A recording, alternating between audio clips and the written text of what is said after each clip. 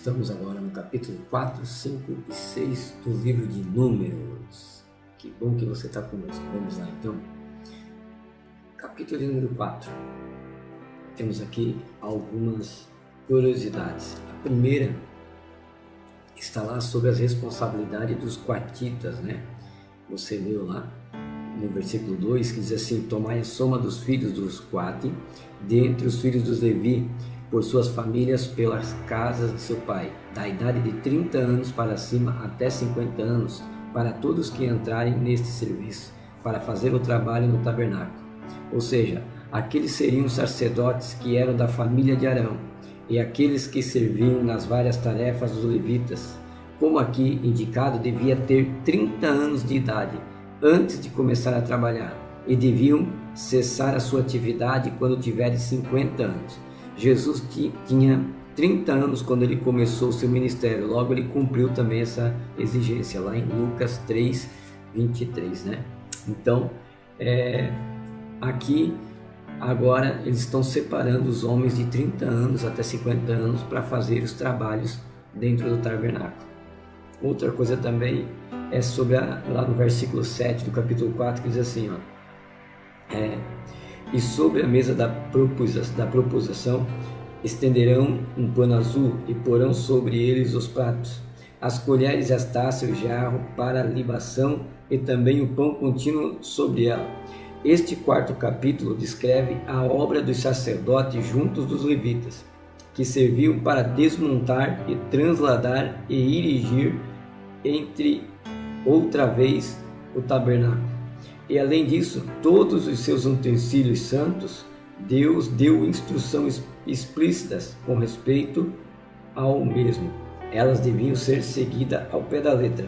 Por que elas deviam seguir ao pé da letra? Porque senão eles morreriam, tá? Eles não poderiam pegar os utensílios descobertos. O sacerdote teria que cobrir cada utensílio, e então as famílias do quartita podiam pegar por cima do pano. Eles não podiam pegar os utensílios com a mão crua, senão eles morreriam. Lá no verso 10 do capítulo 4 também diz assim, e o porão com todos os seus utensílios em uma coberta de pele de texugo e o colocarão sobre os varais. A coberta exterior em cada item era de pele de texugos, exceto a da arca da aliança, que era um tipo de trono do Senhor, e a sua coberta externa era de um tecido azul, para ilustrar possivelmente o caráter celestial do reino que foi estabelecido para estar sobre a terra e que será apresentado na segunda vinda de Jesus. Glória a Deus. Também lá no verso 13 tem outra curiosidade. E tirarão as cinzas do altar e estenderão sobre ele um pano de púrpura. Ou seja, as cinzas simbolizavam todo o pecado expiado, e de fato nenhum pecado ficava em virtude de Cristo e da cruz. Glória a Deus. E também outra curiosidade, lá no verso 15 diz assim, e quando Arão e seus filhos tiverem terminado de cobrir o santuário e todos os utensílios do santuário, quando o acampamento se tiver que mudar, virão depois deles os filhos de Quati para o conduzir, mas não tocarão, lembra que eu falei, em coisa santa, para que não morram.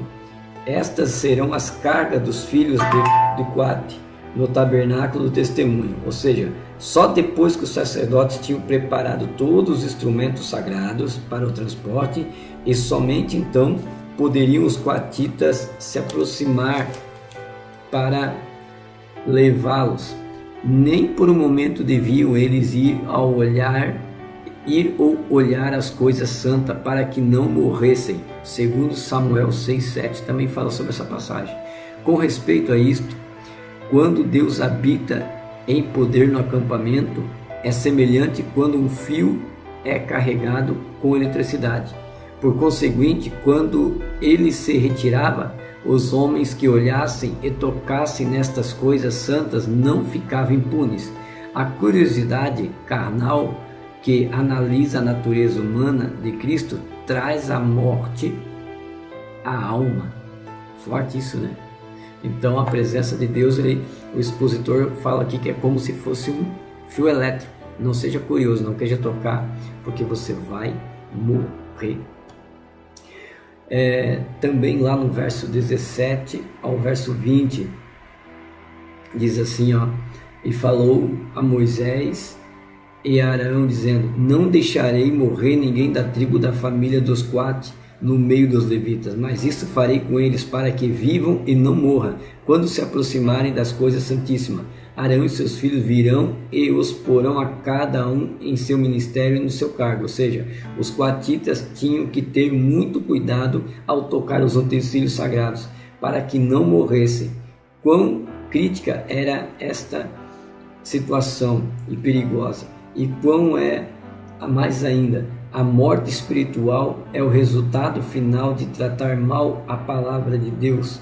Ou seja, toda vez que alguém, as pessoas tratam mal a palavra de Deus, elas morrem espiritualmente. O que é tratar mal? É quando você não dá valor à palavra do Senhor. Não deu valor, vai morrer. Verso 20: não entrarão para ver quando cobrirem as coisas santas, para que não morram. Só podiam entrar para carregar estas coisas depois que elas tinham sido apropriadamente cobertas e cuidadas pelos sacerdotes. Ou seja, eles não podiam, estar ali nem vendo. É só quando o sacerdote vinha e tampasse as coisas. Lá no versículo, nós vamos ver também a responsabilidade dos gersonitas, a partir dos 24 diz assim, e este será o ofício das famílias dos gersonitas, no ministério e no cargo. Levarão, pois, as cortinas do tabernáculo. Então, esse era o papel deles, cuidar das cortinas. Os gersonitas levavam todas as cortinas pertencentes ao tabernáculo e o átrio exterior, com a única isenção do véu, que era envolvido ao redor da arca da aliança. Itamar, o filho de Arão, também estava a cargo das cerimônias, Então, esse aqui era o papel dos gersonitas. Agora a gente vai ver dos meraritas. Qual era o papel deles, O papel deles era o seguinte: o cargo que lhe foi dado era muito importante, cuidava até mesmo das estacas, que pareciam ser menor dos artigos. Se algo for do Senhor, independente de quão pequeno que possa parecer, é importante.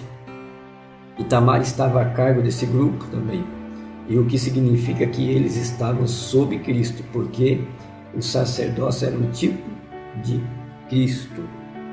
Tremendo isso aqui, Então, as estacas, tinha um grupo só para as estacas. Olha como Deus é organizado, Deus tinha um grupo para carregar para montar e desmontar o tabernáculo. E cada peça, cada área do tabernáculo, um grupo específico cuidava. Um cuidava só das estacas, outro cuidava das cortinas, outro cuidava só dos utensílios de dentro, outro cuidava das colunas de fora. Deus é extremamente organizado, e a gente quer fazer as coisas às vezes de qualquer maneira, eu vou cantar um hino aqui, não ensaiei, mas é para o Senhor, então Ele aceita. Não, Deus não aceita qualquer coisa. Não vai nessa que tu vai se dar mal. Para Deus tem que ser o melhor, tá bom? Verso 37, também do capítulo 4, diz assim: estes foram contados das famílias de Coate, todos os que ministravam no tabernáculo, os quais contaram Moisés e Arão, conforme ordenou o Senhor por mão de Moisés. Encontramos a palavra contados utilizada repetidas vezes nesse versículo. Isso nos diz que cada pessoa é muito especial aos olhos de Deus, Então o Senhor fazia questão de contar, não podia faltar ninguém, segundo aquele que o Senhor tinha escolhido. Lá no verso 49, diz assim, no capítulo 4 ainda: conforme ordenou o Senhor por mão de Moisés, foram contados, cada um segundo o seu ofício e segundo o seu cargo. Assim foram contados por ele, como o Senhor ordenara a Moisés. Tudo o que agora estamos estudando está vinculado a Cristo e à cruz. De fato, cada uma das coisas do tabernáculo, todos os seus utensílios, sistema sacrificial, o sacerdote, as suas responsabilidades e a responsabilidade dos levitas, tudo isso representava Cristo e a sua obra redentora, que obviamente se deu na cruz. A concordância bíblica está em 1 Coríntios 1:17 a 18, versículo 21, 22 e Gálatas 6:14. Então, essas aqui são as curiosidades do capítulo 4. Agora a gente vai para o capítulo 5, que é sobre as normas do acampamento, né? Então, a curiosidade está já no primeiro verso aqui, ó. Onde Deus habita, o mal tem que ser excluído. Onde o mal foi cometido, a provisão foi feita para a restituição e o perdão, mas tinha que ser feito pelo modo de Deus. A lepra era um tipo de pecado e a morte é um resultado do pecado. Romanos 6:23. Ou seja, por que ele diz isso? Porque ele diz lá no verso 2 do capítulo 5: ordena aos filhos de Israel que lancem fora do arraial todo leproso e todo o que tem fluxo e todo imundo por contato com o morto, né? Assim, homens como mulheres lançarei fora do arraial, os lançarei para que não contamine o acampamento daqueles que entre os quais eu habito. Ou seja, o pecado não confessado é a falta de arrependimento separa a pessoa de Deus. Os dois, Deus e o pecado, não podem habitar junto. Então, o Senhor abomina o pecado. E a igreja de hoje, né, ela faz questão de esconder os seus pecados porque ela não quer perder o cargo. Ela não quer perder o cargo de obreiro, ela não quer perder o cargo de cantora, de músico, de pregador e não quer perder agendas. Infelizmente é assim que nós estamos hoje. Também, lá no verso 8 do capítulo 5, tem outra curiosidade, olha só. E se aquele homem não tiver perante ao qual seja ressarcido a ofensa, dar-se-á indenização da ofensa ao Senhor, ao sacerdote, e além disso o carneiro das expiações, como o qual fará expiação por ele. Ou seja, no caso dos males isolados, devia ser feita a restituição do valor total do dano feito, com uma quinta parte adicionada à quantia total. Em caso de morte da pessoa que sofreu o dano, a restituição devia ser feita aparentemente próxima dela, mas não havendo um parente próximo, a restituição deveria ser feita ao Senhor, dado a quantia estipulada ao sacerdote, para que fosse utilizada pelo serviço do santuário, né? Ou seja, quando a pessoa pecava contra uma outra pessoa, ela tinha, né, que confessar o pecado e tinha que restituir com uma oferta ou com valores. E se aquela pessoa não tivesse no ambiente naquela hora, então da mesma forma, essa pessoa que confessasse o pecado: eu fiz o pecado para tal fulano, mas fulano foi embora, não está mais no meio do povo, então ele vai ter que dar essa oferta para o Senhor, tá bom? Agora fala sobre ciúmes. Então, lá sobre ciúmes tem aqui algumas coisas para a gente falar no capítulo 5. Diz assim, ó,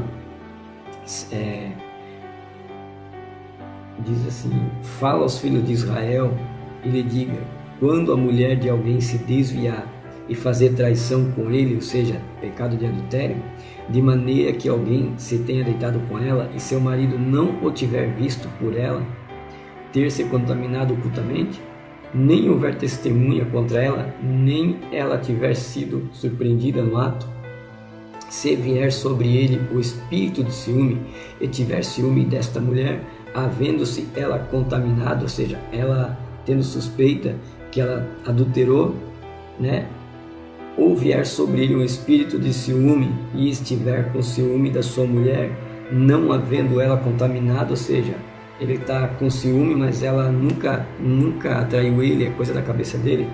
Então o marido trará a sua mulher ao sacerdote e trará a sua oferta, né? A oferta designada para verificar se de fato houve iniquidade, a qual então seria exposta, né? Aí o sacerdote aqui ia ver. E o sacerdote o fará aproximar e a porá perante a face do Senhor. Então tomará o sacerdote da água santa em um vaso de barro. Tomará também o sacerdote do pó que houver no chão do tabernáculo e jogará na água. A água dos ciúmes era uma provisão de amor feita por Deus para o amparo das mulheres indefesas. Entretanto, teve um significado espiritual maior. O uso do vaso de barro era um tipo de humanidade de Cristo, e o pó do chão do tabernáculo simboliza a miséria. O dano e a perversão da raça humana simboliza o homem caído. E o sacerdote, lá no verso 21, continuando assim, o sacerdote fará jurar a mulher com juramento de maldição, se porventura ela tiver sido pega ou se ela confessar que caiu em adultério. Então o sacerdote fará a mulher com juramento de maldição e dirá à mulher: o Senhor te ponha por maldição uma praga no meio do teu povo, fazendo-te consumir a tua coxa e inchar o teu ventre. Ou seja, a água amarga, se a mulher fosse culpada, causaria tremendas enfermidades físicas, o que significa que ela não poderia ter filhos. E se não fosse culpada, não haveria nenhum efeito mal. Sem dúvida, o Espírito Santo isto supervisionava.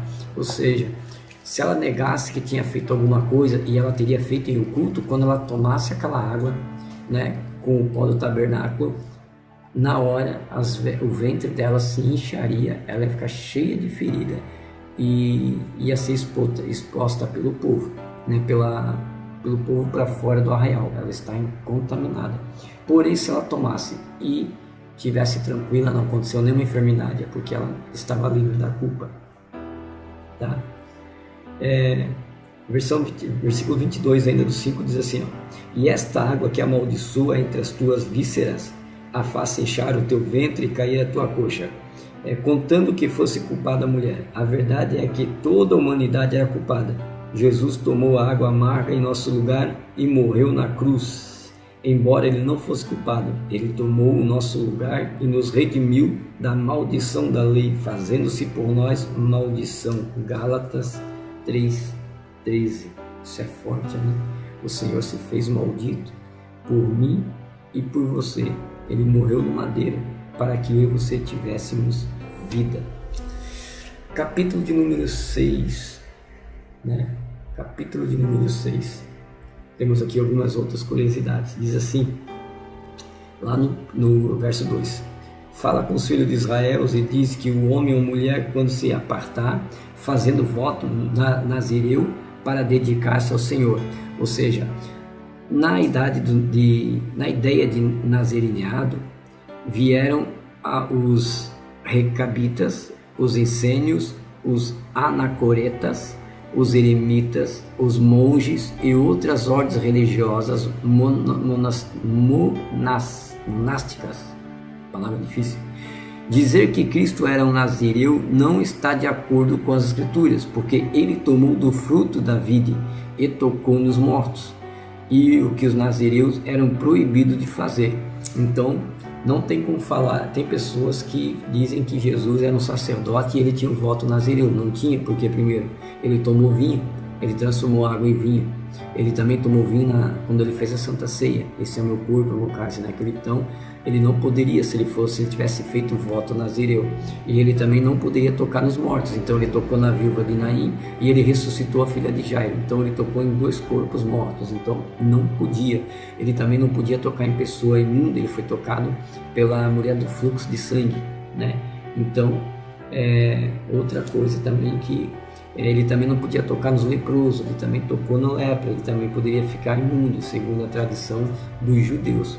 Então, não há possibilidade de Jesus ter feito um voto de nazireu, tá? As passagens de concordância está lá em Mateus 9:23, no capítulo 11:19, no capítulo 26 e 29 e Marcos 14:25. É só você ver lá que todas essas passagens são que Deus quebrando os paradigmas de um nazireu. Ele não podia fazer, tá? Verso 3: há de se abster de vinho e de bebida forte, vinagre de vinho, nem vinagre de bebida forte não beberá, nem beberá algum licor de uva, nem tampouco comerá uvas frescas e nem secas. Ou seja, o nazireu não devia beber nenhum tipo de bebida alcoólica, nem mesmo algo que pertencesse à vinha, tais como uva ou suco, né? E Jesus tomou, não poderia. Todo o tempo do seu nazireado, de tudo o que se faz da videira de vinho, desde os caroços até as cascas, não comerás. Embora a vida de um nazireu era de separação, não devia ser de isolamento. De fato, a sua vida devia ser voltada para a ação. uma vida de devoção interrupta ao serviço divino. Verso 5: todo o tempo do voto, seu nazereado, não passará navalha sobre a sua cabeça, até que seja cumprido os dias da tua separação, ó Senhor. Será santo e deixará crescer livremente o cabelo da sua cabeça. Ou seja, naqueles dias o cabelo comprido em um homem significava desabilidade. A evidência é que a maioria dos considerava o voto nazireno era entre homens. Portanto, ao demandar isto, o Espírito Santo estava demonstrando a debilidade do homem, independente de quem fosse a pessoa, tá? Outra coisa também, por seu pai, por sua mãe, por seu irmão, nem por sua irmã, não se contaminará com eles quando morrerem, porque consagração do Senhor está sobre a sua cabeça. Até mesmo se morresse um ente querido próximo, ele não poderia lá ver, se despedir, muito menos pegar, porque ele estava separado para Deus. O voto nazireu foi o voto que Sansão, fez, que os pais de Sansão fizeram com ele, que ele não podia não podia cortar o cabelo, Apóstolo Paulo fez também Atos dos Apóstolos, para que ele não fosse, acho que é versículo Atos Apóstolos 21, se não me falha a memória, ele teve que fazer o voto nazireu para mostrar para os judeus que ele não estava pregando contra a lei de Moisés, ao contrário, ele estava pregando sobre Cristo, sobre a ressurreição de Cristo. E tinha os judeus lá da Ásia que queriam matar Paulo, porque achavam que Paulo estava denegrindo a lei. Então ele faz o voto nazireu para mostrar para o povo que ele ainda estava vivendo segundo a lei. Também lá no verso 13 do capítulo 6 vai dizer assim, este é, pois, a lei do nazireu: no dia que se cumprir, nos dias do nazereado, trazê-lo à porta do tabernáculo, e ele oferecerá a sua oferta ao Senhor um cordeiro de 1 ano sem defeito e holocausto, e uma cordeira de 1 ano sem defeito para expiação do pecado, e um carneiro sem defeito para oferta pacífica. Ou seja, embora Cristo nunca tenha feito um voto nazireado, a verdade é que ele foi o único, verdadeiro e perfeito nazireu no mundo. Ele se manteve desde o princípio até o último dia separado completamente de toda qualquer alegria terrena. Referente a isto, no momento em que ele iniciou a sua tarefa pública, ele se guardou, além de tudo, era deste mundo, e seu coração estava fixado em Deus e a sua obra, com uma devoção que nada podia estremecer, nenhuma reclamação na terra ou de natureza, nunca, nem por um momento, pode se interpor entre o seu coração e a obra que ele devia cumprir. Seu olhar era singular e seu coração indivisível. Isto foi perante desde o princípio até o fim. Ele podia dizer aos seus discípulos: eu tenho uma comida para comer que vós não conheceis. E quando eles, não podendo compreender o significado profundo das palavras, disseram: trouxe-lhe porventura algo para comer? Ele lhe disse: a minha comida é fazer a vontade daquele que me enviou, realizar a sua obra. João 4:34. Forte isso, Embora ele não tenha feito o voto, ele poderia até se constituir porque ele se separou de tudo, ele foi santo, sem falar dele quebrar, os paradigmas, mas ele não usou do prazer dessa terra.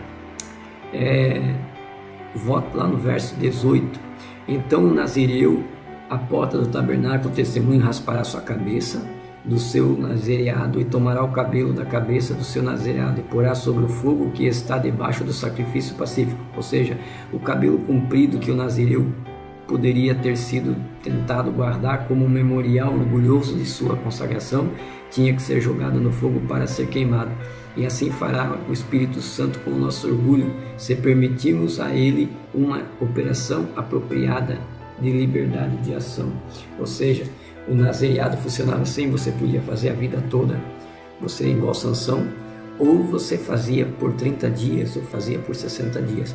Só que quando terminasse esses dias, para você não guardar e ficar se vangloriando, então você tinha que raspar e queimar o cabelo em oferta ao Senhor, para que a pessoa não viesse se vangloriar que ela fez algo santo.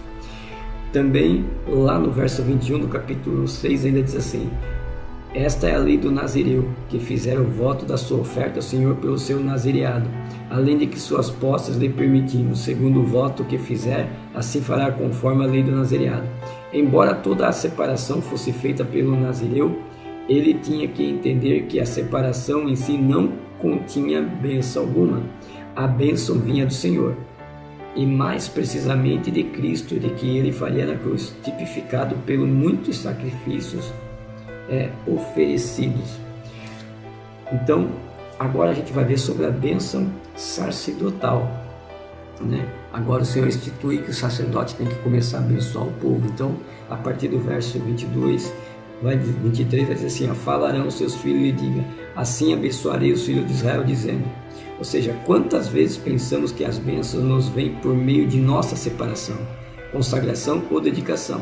Entretanto, sempre deve ficar claro que Deus não pode abençoar o homem que está em pecado, independente da sua dedicação ou consagração, mas Ele nos abençoa por intermédio de Cristo dentro de nós e por Cristo somente. Aí a continuação diz assim, ele continua ensinando, né, no verso 24: o Senhor te abençoe e te guarde, o Senhor te faça resplandecer o teu rosto sobre ti e tenha misericórdia de ti. O Senhor sobre ti levante o rosto e te dê paz. E assim porão o meu nome sobre os filhos de Israel e eu abençoarei. Ou seja, sobretudo, Deus é um Deus de bênção. Ele deseja abençoar os seus filhos e todas as bênçãos vêm exclusivamente dele, como dissemos por meio de Cristo e da cruz. Sendo assim, a cruz sempre deve ser considerada como objeto de fé e que logo dará o Espírito Santo a liberdade de ação para operar dentro da nossa vida. Romanos 6, 3, 14, capítulo 8, do 1 ao 2 e o verso 11. Glória a Deus. Então esse aqui foi o vídeo sobre os 3 capítulos de Números, capítulo 4, 5 e 6. Deus abençoe. Mais uma vez, obrigado por estar conosco.